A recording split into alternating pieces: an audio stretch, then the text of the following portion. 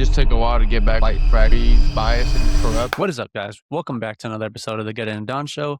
I'm your host, John Guerra, and today we are running it back from an old guest in 2024, taking over the BKFC by storm. Got those hands, boxer by heart, Ramiro Figueroa. Let's get straight into it, baby. Can't go on, I can't go on like this, just dwelling on it. Like this, like Used to the be, camera, this, all this I can stuff. fix these halls and patch these walls, but there's no Let's get straight into the episode, guys. How was it after that second fight? Because I know like you like looked a little bit more like you were damaged, but did it like compare to like the actual like damage you took in this fight with your hands? Which fight? The HD fight or the one prior to that? One prior. So when I fought James Brown, when I was all cut up. Yeah, so that one I took a lot more damage. That was more just cuts. I actually came out uninjured from my hands.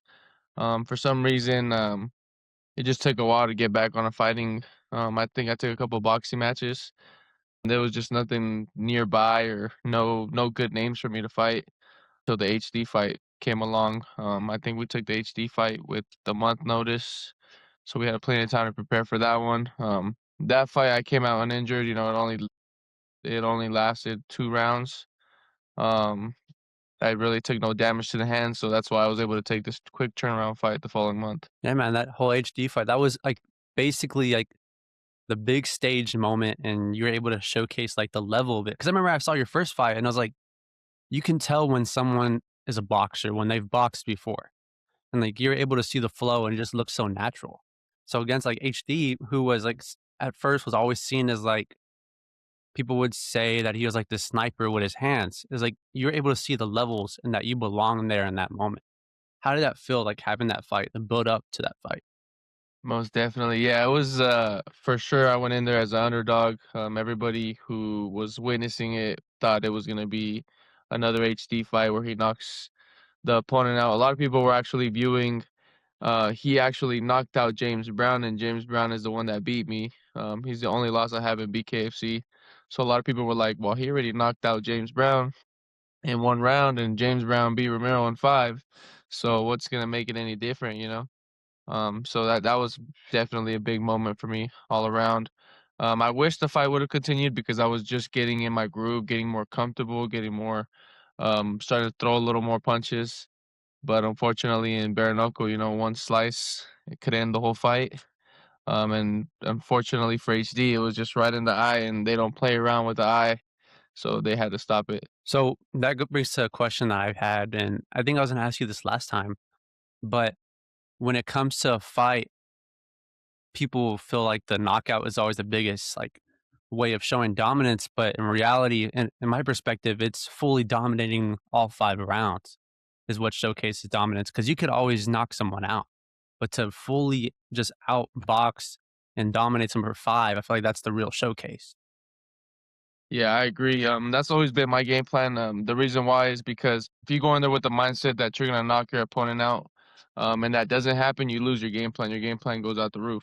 If I say I'm gonna knock you out in 1 or 2 rounds and I can't do that, I'm gonna start to try to knock you out, get more frustrated, try to land the punch, and it's just gonna throw me off.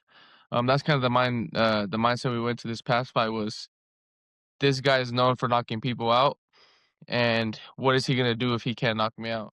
So we knew the first round was gonna be the most dangerous round in the fight, and we said if we could push him past 1 and 2, and we break him down, there's not gonna be any way he's gonna beat me. So like the first round was his best round, and then you can start to see second round, third round, he started to miss more. He started to run at me crazy, and it threw off his game plan. I feel like if he would have had a better approach, you know, okay, I can't knock him out, but what am I gonna do now? I think he could have adjusted better, and the fight could have gone a little better. But I think just my IQ was overall better in the fight, and you know, it just shows the skill. Yeah, man. Yeah, you definitely see that a lot. Like fighters when they first come in and they've been knocking these guys out, because there's levels to it. You know, when you knock out guys in the prelims, it's way different than knocking out guys on the main card. So Definitely. you'll see these guys saying, "Oh, I'm going to knock him out first round," and as time goes on and their career carries, they're not really saying that much anymore because it becomes a lot more difficult. So yeah, it's like more of like you're growing into it kind of thing, because everyone that is on that level, fighting guys that aren't is going to knock them out and dominate them. So have you felt like with boxing and all that before you came in with more of that mature mindset to where like you knew that it doesn't always go that way? Yeah, so when I went into bare knuckle, I think I already had 7 professional boxing matches. I have, I think, 12 now, 12, 13 around there. But even then, like, just been fighting my whole life. I've had over 60 amateur fights. Yeah, you knock some people out, and then you don't. Sometimes you get a dude who's not as skilled, but he's a hard-headed opponent. And I've had those type of fights where I thought I was gonna knock an opponent out, and I ended up fighting and looking shitty, honestly, because I stressed myself out, I overwhelmed myself, and I wanted a knockout and I couldn't get it. So, all that messes up your game plan. You gotta have plan A, plan B, and C. Big thing from bare knuckle, you notice, because you don't see this in other really sports. You don't see this anywhere else really is in bare knuckle. They have other boxing matches in between their fights. So it's like this other time to actually build their career and build their name, experience before they come back to the ring and fight again. When compared to like UFC, you'll see it every now and then they start doing these the wrestling matches they've been having. But besides that, like they're not going and fighting in these other places. Yeah, for me, I've always said I'm gonna box in between just to keep myself in shape. Of course, I've been a boxer at heart my whole life.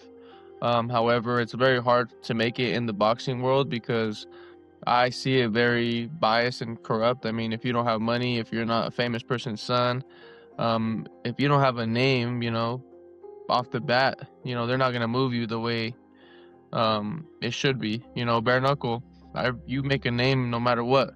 I'm not supposed to beat this guy this weekend. Well, guess what? I'm gonna go ahead and do it, and then guess what? I'm gonna be ranked. That just shows, like, this past weekend in Knucklemania, there was a couple fights that shouldn't have happened and shouldn't have went that way. Like the Pat Sullivan fight, like he was supposed to win that fight, but he got knocked out because underestimating people and going ways like that. It's just, bare knuckle is the only way to go. And honestly, I see myself being a champ in bare knuckle than I do in boxing. Yeah, but then people throw the theory around like regular boxing is like the most dangerous martial art to do because you can't really see the damage that's happening. Compared to bare knuckle, it's like it's visual and they'll stop the fight because of the cuts. But in boxing, you're getting knocked down, you're getting back up, you're getting knocked back down, and it's just your brain that's taking the over damage. It's very interesting with that because boxing is usually the one that you don't see the damage. Yeah, and supposedly it's like scientifically proven that bare knuckle is actually a little bit safer than the boxing. When you get into a fight and when it's all over and the adrenaline wears off, what is the first thing you feel? What is the first, like, is it your fist or is it the punches you took? Or what do you feel first? I would say for my experience, I've had 2 fights where, well, one of them was when I took the most damage, right? I've had I think over 40 something stitches on my face. Um, I didn't quite know I needed those many stitches until the aftermath. I would say about 30 minutes later when it's time to get stitched up. When the adrenaline is gone, I'm like, "Oh, fuck," like, "This is the sport I chose." And then other than that, I adapted to that. I'm like, "I don't wanna make sure that happens again." So after that, it's been mainly, like, hands, like, in between rounds, "How do my knuckles look, coach?" Like, "Do my hands look broken?" "No, you're good, you're good." And then after, it's like, "Okay, well, this hand hurts, so let me get it checked out by the doctor." So, like, usually a lot of times you don't recognize it. Like those cuts, like did you like not feel them at all until it was later on? So I knew I was cut in the James Brown fight because we knew he had some rough knuckles to begin with. We watched his fights and every single fight he has won it and stopped opponents due to cuts. So we knew going into the fight that hey, there's a good possibility we'll get cut. I knew I was cut because where I was cut, the blood would drip onto my eyes and my face, so, like, there was no way to go about it, you know? I didn't feel the pain, however, I knew I was cut. For your knuckles, you see all those trainings that people were like they're punching metal. It's El Gallo. It's El Gallo. Yeah. He always saw those videos like him hitting metal and all that. For you, is that like a very beneficial thing to do? No, I've never done that because I'm a fair believer that, like, when you get older, like, my knuckles are gonna be damaged because of stuff like that. I don't think, like that's like saying I'm gonna punch myself in the head multiple times and I'm never gonna get knocked out because I'm used to getting punched in the head. No, matter of fact, if you continue to get hit in the head, you're gonna wear down your head, and you're gonna get in the future. Your career is not gonna be as long because you've taken too much damage to the head. So that's what I believe in the hands. I believe there's certain mechanisms that you could use, like the rice, where it doesn't really wear your hands; it just makes your hands stronger. But I don't believe punching bricks and doing all that extra stuff is gonna help you long term. So this is where I'm gonna throw some questions at you. It's like more of a rapid, little bit of a game here. All right, let's go. Let's do this. Okay. At what point did you realize that you picked the least safe version of boxing? The second I did the bare knuckle tryouts, All right, next one here. Would you rather fight someone who doesn't stop talking or someone who never talks at all? somebody who never talks at all, because normally those are the best fighters. From a scale to 1 to 10, how crazy do people think you are when you tell them what you do for a living? I would say probably 10. 10? What is like the wildest reaction you ever gotten from someone?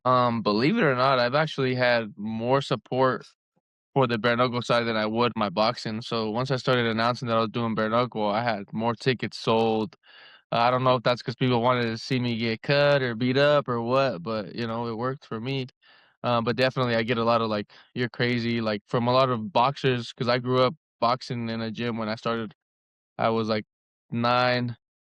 Around 12, I was sparring pros, so all those pros now are like, "Bro, you're fucking crazy. What the hell? Like, you were so good at boxing, and now you're doing this crazy shit." It's like, that's always one of the reactions I get. Like, why? Like, don't your hands hurt? Like, you want to keep your face intact? Like, stupid questions like that. Yeah. Yeah, man. And it's crazy because to a lot of people, there's blood flying. Like, how often do you see blood flying in the ring, like hitting the people in the rows? Like, that's actually crazy that they're having that. Because for me, they don't have that legal yet here in Texas, or at Mhm. least I don't think so. Like, it's still more up And north that they're having these bare knuckle, events. bare knuckle. What part of Texas are Yeah, you at? yeah. They had a San bare knuckle Antonio, fight in. They had a bare knuckle fight over in was it Arlington? Over at the Dickies Arena. Arlington. Yeah, over Really? in yeah, they had a Yeah, bare knuckle and but fight last year at some point. The Tony Soto fight and I Ben need to Bonner, see. the first fight was over there. Oh, Tony Soto. Yeah, I saw him on the last card too. Tony Soto, super fighter. Yeah, man. But so let's say from now, this will be my last question for you. What is the biggest takeaway from when you first walked into BKFC and where you're at now for you? The biggest takeaway I would say is just I learned every single fight. I knew going into BKFC I had an advantage over a lot of these guys. But it honestly took me to have one loss on my record to realize why I lost. And I don't want that to happen again. So I feel like I just continue to study, learn. The biggest takeaway for me is also like anything can happen in that ring. It's no one small cut. I didn't think I was gonna be HD by a small cut. I would have preferred to finish all 5 rounds. However, I was happy. I was excited that I won. But no matter what, that could also happen to me. So just being on top of my A game, just being aware of all my surroundings, what can happen, and just being smart about things. All right, man. Well, I appreciate you coming on. I know it was like a little bit of a, all right, let's do this day, let's do this day. And we finally got it to happen. So I do appreciate that, man. Thank you, thank you. I appreciate you for having me on as well, and I'll see you more, brother. Memories till there's nothing but ash.